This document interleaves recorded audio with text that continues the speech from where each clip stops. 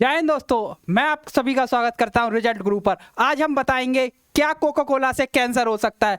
जी हाँ, ये नई रिपोर्ट आई है जिसमें बताया गया है कि कोका कोला के अंदर एक कंटेंट पड़ा होता है जिसकी वजह से आपको कैंसर हो सकता है। उस कंटेंट का नाम है एस्पार्टेम स्वीटनर। ठीक है, जैसा कि ये कोक डाइट होती है, कोक डाइट के अंदर पाया जाता है, सादा कोक के अंदर नहीं होता है। चलिए इसके बारे में आगे बात करती है, पूरी जानकारी लेंगे।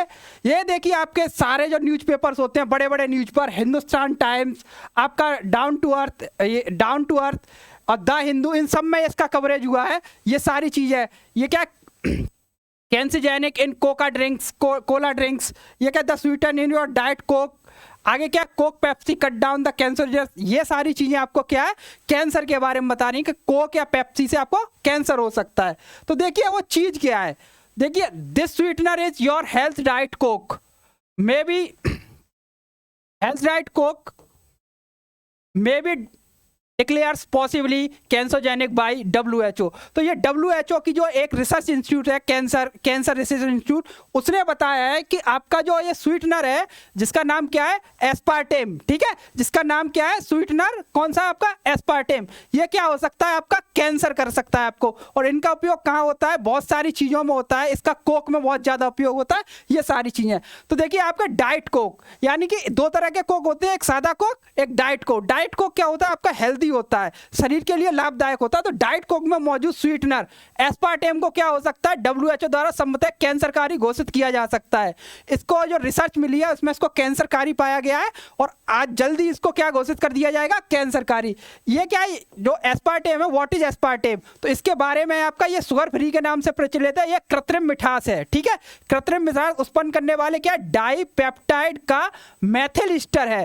ठीक है, जो आपका एस्पार्टेम है वो क्या है, डाईपेप्टाइड मैथिल ईस्टर तथा फेनिल एनालिल व एस्पार्टिक अम्ल का भाग है। तो ये जो आपका एस्पार्टेम है, इन दोनों चीजों को, मैथिल ईस्टर और आपका क्या है, एस्पार्टिक अम्ल, इन दोनों को मिला के बनता है। अब देखो इसके बारे में बताया किसने है, जो आपके international agency for research on cancer IARC के मुताबिक एस्पार्टेम दानेदार चीनी की तुलना में क्या होता है, 200 गुना मीठा, क्या होता है, 200 गुना मिठास ज़्यादा होती है। यानी कि ये कितना होता है, 200 गुना ज़्यादा मीठा होता है जो साधारण अपनी चीनी होती है उसकी अपेक्षा। तो इसको कंपनियां किस में यूज करती हैं, कोक में, यानी कम मिला के ज़्यादा दिया जा सके। क्या एस्पार्टेम में कोई कैलोरी नहीं होती, इसके अंदर कोई कैलोरी नहीं होती, लेकिन टेबल शुगर की तुलना में, टेबल शुगर क्या है, अपनी नॉर्मल शुगर जो होती है उसकी तुलना में क्या है, 200 गुना से ज़्यादा मीठा होता है। सोचिए, अगर जहां हमें 200 किलो चीनी चाहिए होगी,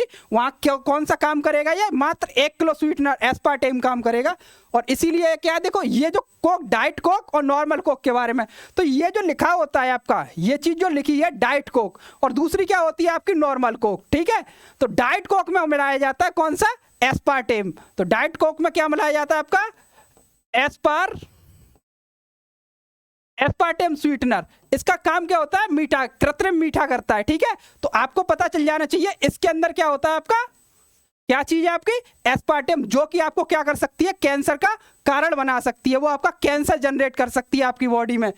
चलिए आगे बात करते हैं कि वाशिंगटन पोस्ट, देखिए वाशिंगटन पोस्ट ने पोस्ट की, ये पोस्ट है, तो उसके बारे में ये चीज है।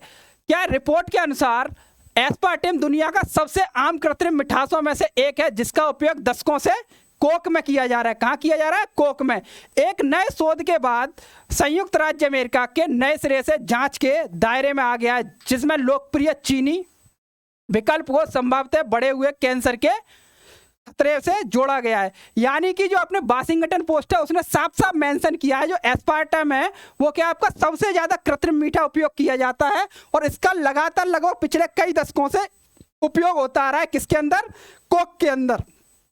तो इसमें क्या, नए सिरे से जांच शुरू होगी, क्या ये खतरनाक है या नहीं, तो दोबारा जांच शुरू होगी, क्योंकि अभी ये डिक्लेयर कर दिया है कैंसर के खतरे के लिए, और संभावतः बढ़े हुए कैंसर के खतरे के लिए जोड़ा जा रहा है। तो इससे क्या है, जोड़ा जा रहा है अभी इसके मुताबिक, और बहुत ज्यादा खतरनाक है ये।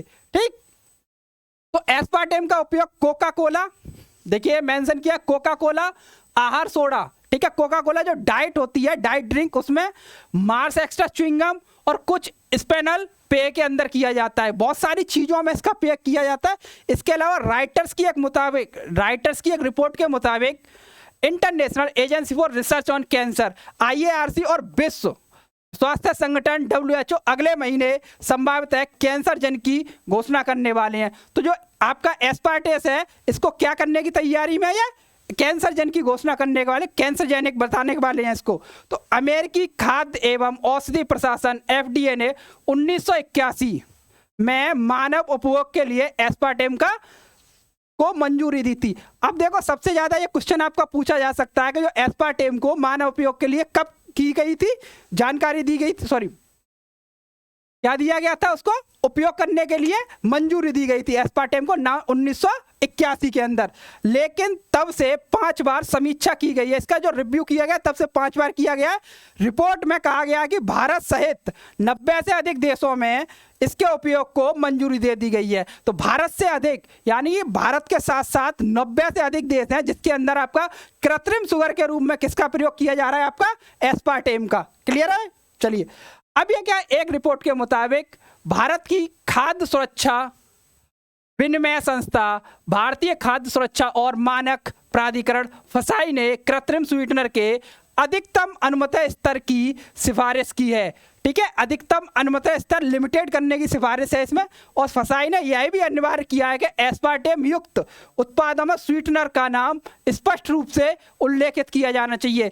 जब FSSAI ने इसको मंजूरी दी थी भारत के अंदर, तो उसने बोला था जितने भी उत्पादों में आपका एस्पार्टेम होगा उसका क्लियरली मेंशन किया जाएगा कितने % इसमें उत्पादन है, कितनी इसकी मात्रा है। ठीक है, क्या कृत्रिम स्वीटनर के बढ़ते उपयोग ने दुनिया भर में चिंता पैदा कर दी है। इस बीच WHO की international agency for research on cancer जुलाई में एक बैठक आयोजित करेगी जहां पहली बार एस्पार्टेम को संभवतः मनुष्यों के लिए कैंसरकारी के रूप में सूचीबद्ध किया जाएगा। यानी कि लगभग जुलाई में WHO और आपका WHO और IARC मिलकर क्या कर देंगे, इसको मानवों के लिए कैंसरकारी की सूची में इसको जोड़ सकते हैं। जुलाई में इसका संभावना आ रहा है कि जुलाई में इसको एस्पार्टेम को जोड़ दिया जाएगा, जिससे इसको क्या है, खतरा बढ़ सकता है मानव शरीर को। तो राइटर्स के मुताबिक पिछले साल फ्रांस में 1 लाख वयस्कों ने के बीच एक अवलोकन में अध्ययन में पता चला है कि जो लोग बड़ी मात्रा में कृत्रिम मिठास का सेवन करते हैं उनमें कैंसर का खतरा थोड़ा